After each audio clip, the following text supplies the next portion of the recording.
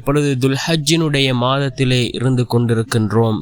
இந்த துல்ஹஜ்ஜினுடைய முதல் 10 நாட்களின் சிறப்புகளையும் இந்த 10 நாட்களில் செய்யப்படுகின்ற அமல்களின் சிறப்புகளையும் நாம் இன்றைய வீடியோவில் பார்க்க இருக்கின்றோம்.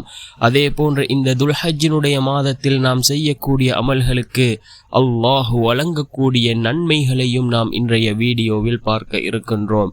அன்பார்ந்தவர்களே, அல்லாஹுவின் நல்லடியார்களே, அதிகமான சகோதரர்கள் நம்முடைய சேனலை சப்ஸ்கிரைப் செய்யாமல் பார்த்து கொண்டிருக்கின்றீர்கள். நீங்கள் சப்ஸ்கிரைப் செய்து லைக் இடுவதன் மூலமாக நமது சேனலில் உள்ள வீடியோக்கள் இன்னும் பல சகோதரர்களுக்கு கொண்டு போய் சேர்க்கப்படும். அவர்கள் அதனை பார்த்து பயனடைந்தால் அதற்குரிய கூலியை அல்லாஹ் உங்களுக்கும் வழங்குவான். அன்பார்ந்தவர்களே, அல்லாஹுவின் நல்லடியார்களே, துல்ஹஜ்ஜுடைய முதல் 10 நாட்களுக்கு ஏராளமான சிறப்புகளை ரசூலுல்லாஹி ஸல்லல்லாஹு அலைஹி வஸல்லம் அவர்கள் கூறியிருக்கிறார்கள். துல்ஹஜ் மாத முதல் 10 நாட்களில் செய்யக்கூடிய நல் அமல்களுக்கு ஈடாக வேற எந்த நாட்களிலும் செய்யும் அமல்களும் அல்லாஹுக்கு மிக பிடித்தவையாக இருப்பதில்லை என்று கூறினார்கள் ஸல்லல்லாஹு அலைஹி வஸல்லம் அவர்கள். இதனை கேட்ட சஹாபாக்கள், யா ரசூலுல்லாஹ், அல்லாஹுவின் பாதையில் ஜிஹாத் செய்வதை விடவுமா என்று நபி ஸல்லல்லாஹு அலைஹி வஸல்லம் அவர்களிடம் கேட்டதற்கு, அல்லாஹுவின் பாதையில் ஜிஹாத் செய்வதை விடவும் தான், ஆனால் அல்லாஹுவின் பாதையில் பொருளையும் உயிரையும் அர்ப்பணித்து வீரமரணம் அடைந்தவரை தவிர என்று நபி ஸல்லல்லாஹு அலைஹி வஸல்லம் அவர்கள் கூறினார்கள். புகாரி என்கின்ற நபிமொழி தொகுப்பு நூலிலே இந்த ஹதீஸ் பதிவு செய்யப்பட்டிருக்கின்றது. அன்பார்ந்தவர்களே, அல்லாஹுவின் நல்லடியார்களே, அந்த அளவுக்கு சிறந்த ஒரு மாதம்தான் இந்த துல்ஹஜ்ஜினுடைய மாதம். இந்த துல்ஹஜ்ஜினுடைய மாதத்தில் இந்த முதல் 10 நாட்கள் இருக்கின்றதே, அதிகமாக அமல்கள் செய்யக்கூடிய நாட்களாக இருந்து கொண்டிருக்கின்றது. அதிகமான நன்மைகளை பெற்றுத்தரக்கூடிய நாட்களாக இந்த முதல் 10 நாட்களும் இருந்து கொண்டிருக்கின்றது. அல்லாஹுவின் தூதர் ஸல்லல்லாஹு அலைஹி வஸல்லம் அவர்கள் மாதங்களில் 4 மாதங்களை புனித மாதங்களாக கூறியிருக்கிறார்கள். ஹஜ்ஜத்துல் வதாவிலே நபி அவர்கள் அங்கே உரையாற்றிய பொழுது நபி அவர்கள் கூறினார்கள், அல்லாஹ் வானங்களையும் பூமியையும் படைத்த நாளில் இருந்த பழைய நிலைக்கே காலம் திரும்பிவிட்டது. இதற்கு முன் மக்கத்து முஷ்ரிக்கீன்களும் யூத கிறிஸ்தவர்களும் காலத்தில் மாற்றம் செய்து வந்தார்கள். ஓர் ஆண்டு என்பது 12 மாதங்கள் ஆகும். அவற்றில் 4 மாதங்கள் போரிடுதல் விலக்கப்பட்ட புனித மாதங்கள் என்று கூறினார்கள் ஸல்லல்லாஹு அலைஹி வஸல்லம் அவர்கள். அதில் 3 மாதங்கள் தொடர்ந்து வரக்கூடிய மாதம் துல்காஅதா, துல்ஹஜ், முஹர்ரம். இந்த 3 மாதங்களும் தொடர்ச்சியாக வரக்கூடிய மாதம். அதே போன்று 4வது ரஜபுடைய மாதம் என்று கூறினார்கள் ஸல்லல்லாஹு அலைஹி வஸல்லம் அவர்கள்.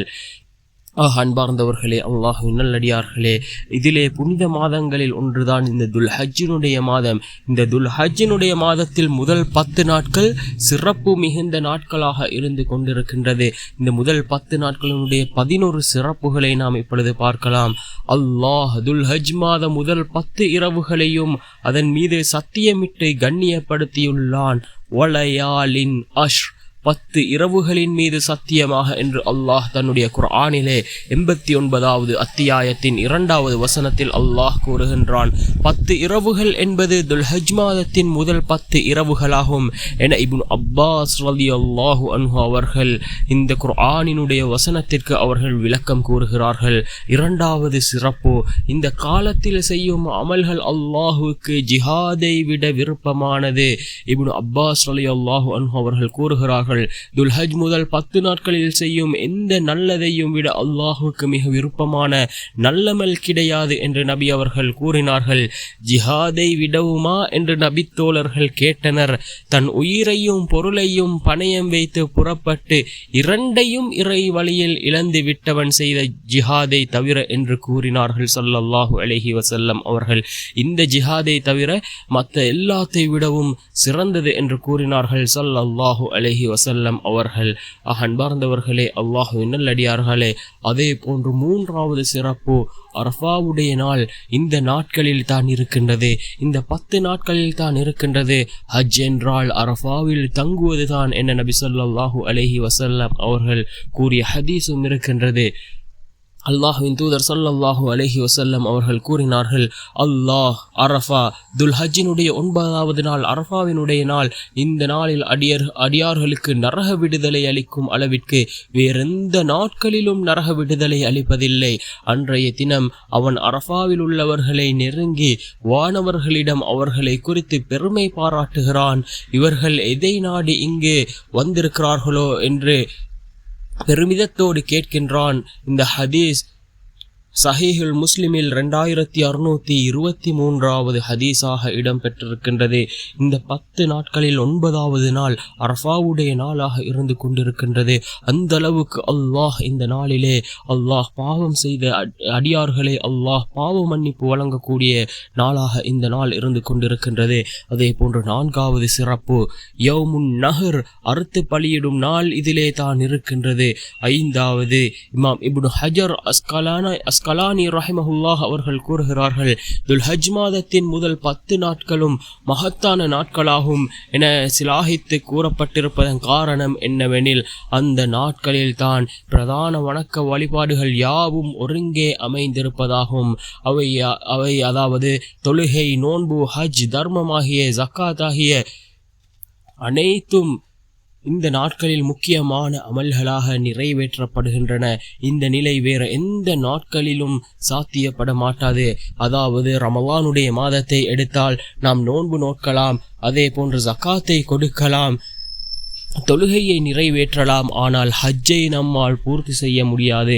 இஸ்லாத்தினுடைய 5 அந்த கடமைகளையும் நிறைவேற்றக்கூடிய ஒரே மாதம் இந்த துல்ஹஜ்ஜினுடைய மாதம். அதுவும் இந்த துல்ஹஜ்ஜினுடைய முதல் 10 நாட்கள் இந்த 5 விடயங்களையும் ஒன்றாக செய்யக்கூடிய நாட்கள்.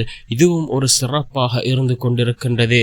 அதே போன்றுதான் இந்த துல்ஹஜ்ஜினுடைய முதல் 10 நாட்களில் நாம் இன்னும் ஏராளமான அமல்களை நாம் செய்ய வேண்டும். அதில் மிக முக்கியமான அமல்தான் ரசூலுல்லாஹி ஸல்லல்லாஹு அலைஹி வஸல்லம் அவர்கள் கூறினார்கள், ஓர் உம்ரா செய்வது மறு உம்ரா வரையில் உள்ள பாவங்களுக்கு பரிகாரமாகும். ஏற்றுக்கொள்ளப்பட்ட ஹஜ்ஜுக்கு சொர்க்கத்தை தவிர வேறு கூலி இல்லை என்று கூறினார்கள் ஸல்லல்லாஹு அலைஹி வஸல்லம் அவர்கள். அபூ ஹுரைரா ரலியல்லாஹு அன்ஹு அவர்கள் இதனை அறிவிக்கிறார்கள். இந்த ஹஜ்ஜினுடைய அமல் மிகப்பெரிய ஒரு அமலாக இந்த மாதத்திலே இருந்து கொண்டிருக்கின்றது. அதே போன்று ஃபர்லான வணக்கங்களை தவறாது நிறைவேற்றுதல் மிக முக்கியமான ஒரு இபாதத்தாக இருந்து கொண்டிருக்கின்றது. ஒவ்வொரு ஃபர்லான தொழுகைகளையும் அதிகமாக தொழுது அல்லாஹ்விடத்திலே பிரார்த்தனை செய்வோம். சிறப்பித்து கூறப்பட்ட நாட்களாக இந்த நாட்கள் இருந்து கொண்டிருக்கின்றது. சுன்னத்தான நஃபிலான வழக்கங்களில் அதிகமாக அல்லாஹுவை நெருங்க நாம் முயற்சி செய்வோம். அதிகமாக அல்லாஹ்விடத்திலே பிரார்த்தனை செய்வோம்.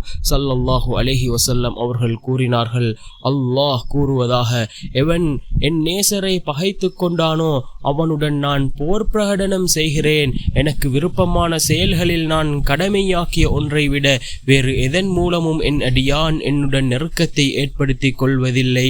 என் அடியான் கூடுதலான நஃபிலான வழக்கங்களால் என் பக்கம் நெருங்கி வந்து கொண்டே இருப்பான். இறுதியில் அவனை நேசித்து விடும் போது அவன் கேட்கிற செவியாக, அவன் பார்க்கிற கண்ணாக, அவன் பற்றுகிற கையாக, அவன் நடக்கிற காலாக நான் ஆகிவிடுவேன். அவன் என்னிடம் கேட்டால் நான் நிச்சயம் தருவேன். என்னிடம் அவன் பாதுகாப்பு கோரினால் நிச்சயம் நான் அவனுக்கு பாதுகாப்பு அளிப்பேன். ஓர் இறை நம்பிக்கையாளனின் உயிரை கைப்பற்றுவதில் நான் தயக்கம் காட்டுவதை போன்று நான் செய்யும் எந்த செயலிலும் தயக்கம் காட்டுவதில்லை. அவனோ மரணத்தை வெறுக்கிறான், நானும் மரணத்தின் மூலம் அவனுக்கு கஷ்டம் தருவதை வெறுக்கிறேன் என்று அபூ ஹுரைரா ரலியல்லாஹு அன்ஹு அவர்கள் இந்த ஹதீஸை அறிவிக்கிறார்கள். புகாரி என்கின்ற நபிமொழி தொகுப்பு நூலிலே 6502வது ஹதீஸாக இடம்பெற்றிருக்கின்றது. அதே போன்று இந்த முதல் 10 நாட்களில் நோன்பு நோட்பது மிகச்சிறந்த ஒரு அமலாக இருந்து கொண்டிருக்கின்றது.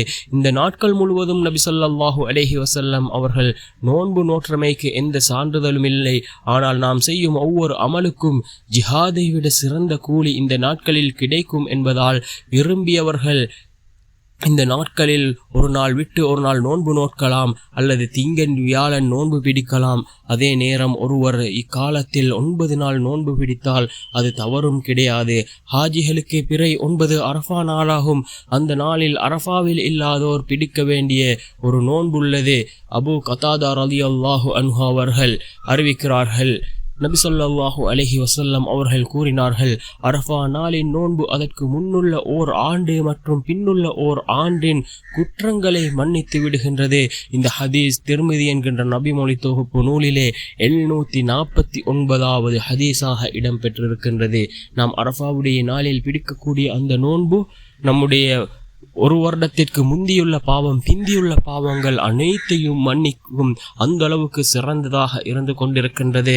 தக்பீர் கூறுவது, தஹ்லீல் அதிகமாக சொல்லுவது இந்த நாட்களிலே மிகச்சிறந்த ஒரு அமலாக இருந்து கொண்டிருக்கின்றது.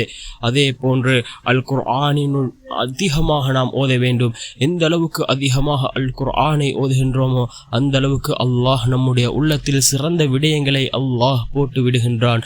சிறந்த மனிதர்களாக அல்லாஹ் நம்மை மாற்றுவான். அதிகமாக இந்த நாட்களில் நாம் சதகா கொடுக்க வேண்டும்.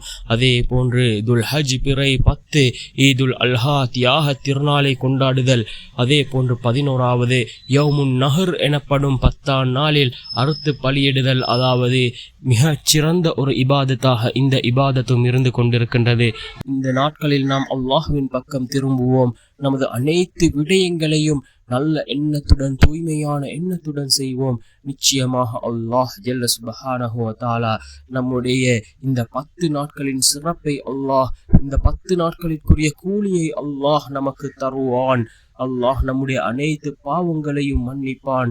சிறந்த அந்த அரஃபாவுடைய நாளில் அல்லாஹ் யாருக்கெல்லாம் பாவ மன்னிப்பு வழங்குகின்றானோ அந்த கூட்ட